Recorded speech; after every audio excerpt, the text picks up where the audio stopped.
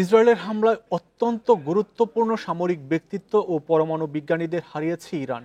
এর মধ্যে বিপ্লবী গার্ড প্রধান হোসেন সালামি, ইরানি সেনাপ্রধান মোহাম্মদ বাঘেরি ও পারমাণবিক বিজ্ঞানী ফেরেদুন আব্বাসি অন্যতম। তেহরানের জন্য এ ক্ষতি অপূরণীয় বলছেন বিশেষজ্ঞরা। বান্ডেল থাকলে প্রতি সেনমানিতে টাকা বাঁচবে। বিকাশ সেনমানি বান্ডেল কিনে জিতুন প্রতি লেনদেনে। পরমাণু কর্মসূচিতে বাধা দিতে শুক্রবার ইরানে অপারেশন রাইজিং লায়ন পরিচালনা করে ইসরায়েল।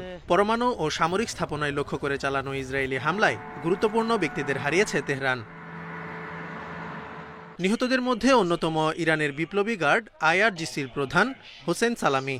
আইআরজিসির ক্ষেপণাস্ত্র অস্ত্রাগার সম্প্রসারণ এবং মধ্যপ্রাচ্য জুড়ে প্রক্সি গোষ্ঠীগুলোর সাথে সম্পর্ক জোরদার, ইরানের পররাষ্ট্রনীতি এবং আঞ্চলিক নিরাপত্তায় কেন্দ্রীয় ভূমিকা পালন করেন তিনি। ইরানের সর্বোচ্চ নেতা আয়াতুল্লাহ আলী খামেনির প্রতি আনুগত্যের জন্য পরিচিত সালামি।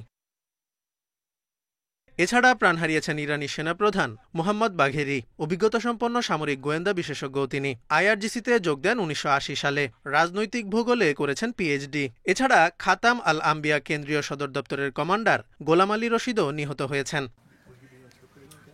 পরমাণু বিজ্ঞানীদের মধ্যে নিহত হয়েছেন ফেরেদুন আব্বাসি, তেহরানের পারমাণবিক শক্তি সংস্থার সাবেক প্রধান তিনি। এছাড়া প্রাণ হারিয়েছেন ইরানের পারমাণবিক অস্ত্র কর্মসূচির সাথে জড়িত আরেক পরমাণু বিজ্ঞানী মোহাম্মদ মাহাদি তেহরানচি। ইসরায়েলের হামলায় গুরুতর আহত হয়েছেন ইরানের সর্বোচ্চ নেতা আয়াতুল্লাহ আলী খামেনির সিনিয়র উপদেষ্টা আলী শামখানি। সামরিক বিশেষজ্ঞরা বলছেন তেহরানের জন্য এই ক্ষতি অপূরণীয়। তাছাড়া ইরানে হামলার জেরে মধ্যপ্রাচ্য জুড়ে উত্তেজনা বাড়ার শঙ্কা দেখা দিয়েছে বলেও মত তাদের। Jobayer Hossain, independent news.